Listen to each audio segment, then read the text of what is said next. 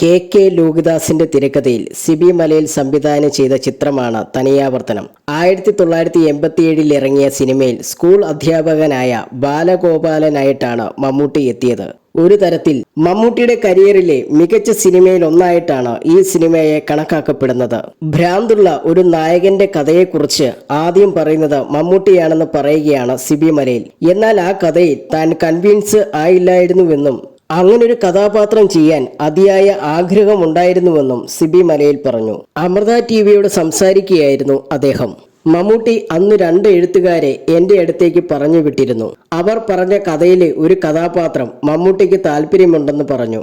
ഒരു ഭ്രാന്തന്റെ അവസ്ഥയിലൂടെ പോകുന്ന കഥാപാത്രമാണ്. ആ കഥാപാത്രം ഇഷ്ടമായതുകൊണ്ടാണ് മമ്മൂട്ടി കഥ കേൾക്കാൻ എന്നോട് പറഞ്ഞത്. പക്ഷേ അവർക്ക് കഥ പറഞ്ഞ് എന്നെ കൺവിൻസ് ചെയ്യാൻ പറ്റിയില്ല. പക്ഷെ മമ്മൂട്ടിക്ക് അതിനകത്ത് വലിയ പ്രതീക്ഷയുണ്ടായിരുന്നു. അങ്ങനെ ഒരു കഥാപാത്രം ചെയ്യണമെന്ന് ആഗ്രഹമുണ്ടായിരുന്നു. അതോടെ ഞാൻ ലോഹിദാസിനെ കാണാൻ തീരുമാനിച്ചു. ഞാൻ ലോഹിയെ കാണുകയും എൻ്റെ ആവശ്യം അറിയിക്കുകയും ചെയ്തു. ഇപ്പോൾ തന്നെ എൻ്റെ കൂടെ ഒന്ന് എറണാകുളത്തേക്ക് വരണമെന്ന് പറഞ്ഞു. അങ്ങനെ അദ്ദേഹം 5-6 ദിവസത്തേക്കുള്ള തുണിയൊക്കെ എടുത്ത് എൻ്റെ കൂടെ വന്നു. എറണാകുളത്തെ ഹോട്ടലിൽ വെച്ച് ഞാൻ പറഞ്ഞു, ഇങ്ങനെ ഒരു കഥയാണ് എൻ്റെ കയ്യിലുള്ളത്. പക്ഷെ അതെനിക്ക് തൃപ്തികരമായ രീതിയിലല്ല ഉള്ളത്.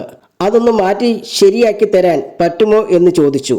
പക്ഷെ ലോഹി ആ കഥ കേട്ട് പറഞ്ഞു, ഇതിനെ ഒന്നും ചെയ്യാനില്ല. ഈ കഥ തനിക്ക് ശരിയാക്കാൻ പറ്റുന്ന ഒന്നല്ലായിരുന്നു. പക്ഷേ തൻ്റെ കയ്യിൽ ഒരു കഥയുണ്ട്. അത് വെച്ചൊരു കഥാപാത്രം നമുക്കുണ്ടാക്കാമെന്ന് അദ്ദേഹം പറഞ്ഞു.